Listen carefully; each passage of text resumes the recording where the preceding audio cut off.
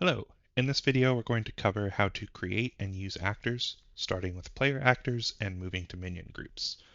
Rivals and Nemeses won't really be covered in any great depth in this video because they're close enough to player characters that it's really not needed. As before, this video uses Foundry 12.327, Star Wars 1.901, and has no active modules. The assumptions for this video are that you've set up the world in a way described in the Getting Started video, and that you're either familiar with the rules or have a book handy to reference. So let's start by exploring an existing character. I've set one up here, so I'm going to go ahead and double click him to get into his sheet. We can see immediately his species of Corellian, his career of smuggler, his specialization of scoundrel, and his lovely force power of move. He's got wounds, strain, blah, blah, blah. He's got characteristics and skills. All that's lovely. The second tab shows the inventory. That includes weapons, armor, any gear, credits, and encumbrance. It also tracks the stim packs used by this person. Next up is talents. You can click the talents to see an expanded view, or you can right-click them and click Send to Chat to share that view with other people. You can also do this with force powers. And if you have purchased upgrades for the force power, you can see them in the message sent. Okay, so next up is critical injuries. If the character has any critical injuries, these will show up here. As a quick demo, we can just drag and drop that, and you can see that it's there. Click it to see the details. Next is the generic information about the actor. This is your typical RPG stuff. Just nice fluff. Next is the bio. This is a place where for player characters you can write up your backstory or keep notes. As the GM, I like to use this to write up the backstory for the enemy character or NPC, whatever it happens to be. It's just a good place to store notes relevant to that actor. Next is, as the tooltip says, obligation, duty, and morality. I've set this character to only have obligation, but by default it will have all of them. And lastly, we have the XP log, which shows both the available and total XP, as well as a log of how that XP came to be. Okay, so now that we've done that, let's move on to actually making a skill check. It's quite simple. You just click on the roll column next to the skill that you want to roll, which opens up a roller. You can click in either the picture or the number field to increase the number of dice, and right-click to decrease the number of dice. When you're happy with it, click roll, and you'll get a message that shows up. The system automatically calculates the cancellation out of results. So here we can see the 3 successes were not canceled by anything because there are no failures, but the 1 advantage was canceled by the threat that was rolled. If you want to roll, say, an attack for a weapon, you can do that from the inventory sheet or tab. Just mouse over the picture of the weapon and click roll. Turns into a little d20 to show you that it's rollable. And we can see here that it has defaulted to using my ranged light pool. So we can go ahead and make this a simple check for demonstration purposes. And we can see that the weapon, which has a damage of 6, is included over here, plus the 3 uncancelled successes for 9 total damage.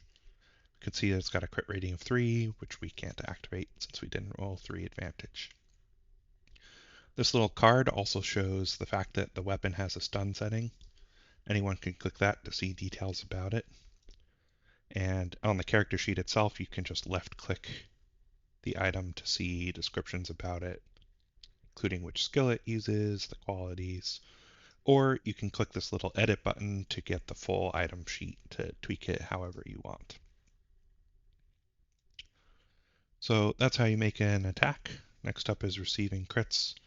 I kind of already covered it. You can just drag a crit onto yourself and it'll show up in that critical hit tab.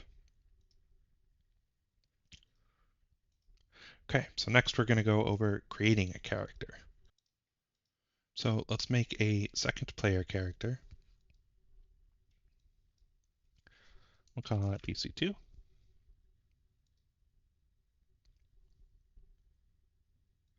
We'll give him a lovely little picture.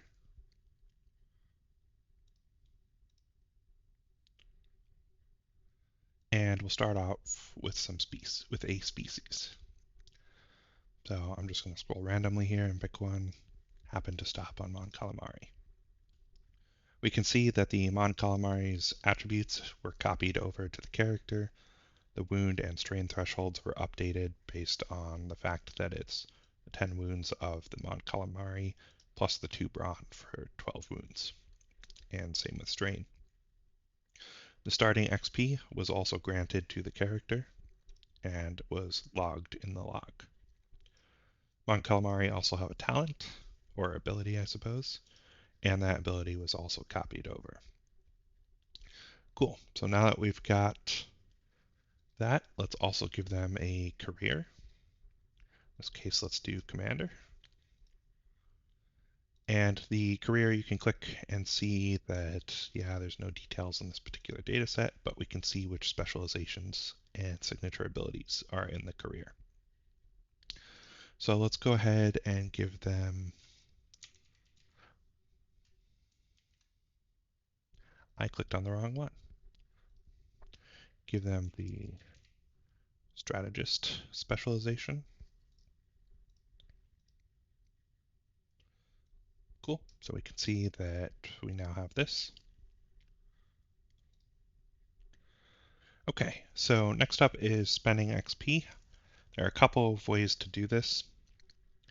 The first is whenever your mouse becomes a little pointer finger instead of a mouse icon, it generally means it's clickable. So in this case, I could click specializations, and it brings up a purchase specialization option.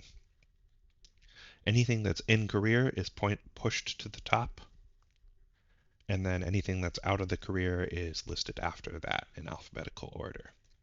So we can see Commodore would be 20 XP, and I could click that and then click purchase for a copy of it. The same is true with signature abilities, but the system does check if you have the required upgrades to buy a signature ability. So let's go through that real fast. We can click on Unmatched Authority, and we can see that that requires the leftmost and right center upgrades for the specialization.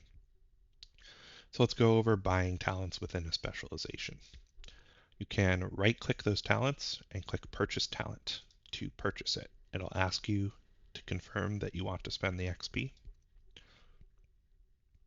And if you hit yes, it will grant you those talents.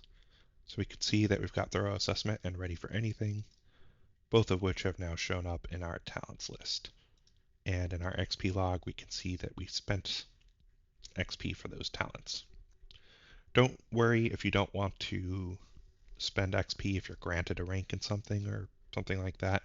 You can just check the box. It doesn't update the log, doesn't spend XP. It does grant you the talent. So you're not forced to do XP spending. However, now that we have these two talents, let's go and try to buy Unmatched Authority again. So we'll click Signature Abilities, and we see now that Unmatched Authority is listed, so we can hit Purchase. And now we have Unmatched Authority. And we can see in the log that it logged that purchase. You can also buy ranks and skills by clicking the little $sign. It will calculate the cost for you, and you can go ahead and hit Purchase, which also gets logged. And lastly, you can buy ranks in characteristics by clicking the name. I kind of screwed myself here by spending the XP, so let's go ahead and edit that. And note that that didn't go into the spend log. So now we can buy a rank in Cunning, and it upgrades it, and again logs the fact that we spent XP for it. Okay, with all of that out of the way, we can now move on to items. So let's give our guy an item. Let's give him a weapon.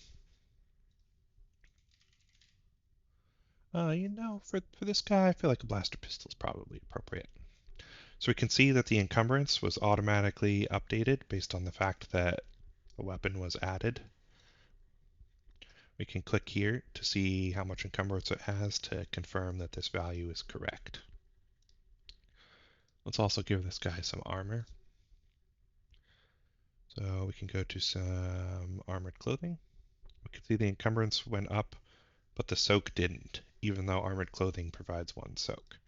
And that's because the armor isn't actually equipped. So we can click this and see that our encumbrance went down, our soak and defense went up according to the values of that armor. Lastly, we want to set up the tokens for this. So this is the number one cause of issues that I see. We want to hit prototype token and link actor data. This is only true if you want to link the token to the actor. For player characters, you will almost always want this. For minions, you never want it. And for other enemies, you may sometimes want it. What this means is if I drag a token onto here and then update the token, it will persist those changes to the actual actor versus keeping them separate for the token. And as you might imagine, if you have 3 copies of Stormtroopers out, you don't want any one of them taking damage, applying that damage to all 3 of them. So you'd want this unlinked. But for a player character, you do want it linked. Next, you want token disposition to be set to friendly, not hostile. I personally like the name hovered by me for NPCs and by anyone for players. And resources, I like hovered by anyone as well. It gives you the bar setting, not the actual value. So it won't show, for example, you're at 6 of 12 wounds. It'll just show that you're at about half. And personally, I like that because it's not giving numbers, but it's pretty easy to just look at someone and see, oh man, you're pretty messed up. So we'll go ahead and update that, drag the token out, and we can see the changes for it. And if we give this guy some damage, we'll see that his health is now at half. And if we give him kind of a bit more random amount of damage, we'll see it's just gone down a little bit. You can't tell the exact value. Okay, so that's it for player characters. I'm going to go to minions now. So let's create a minion group. We'll pop on over to here. And the first thing that we want to do is set the unit wounds. This is how many wounds each instance, each guy within the minion group has. So let's just set it to 5 for now. And quantity total is how many minions there are in the minion group. I'm just going to set it to 3 for right now. We can see that alive and the wound threshold was automatically updated based on that. We can also set a group skill, which we can see has updated the pool based on the fact that there are 3 of 3 alive. So if we drag this guy onto the map, we'll see that there are 3 little vertical bars that appear. Those bars represent the fact that this is a minion group, and there are 3 of them.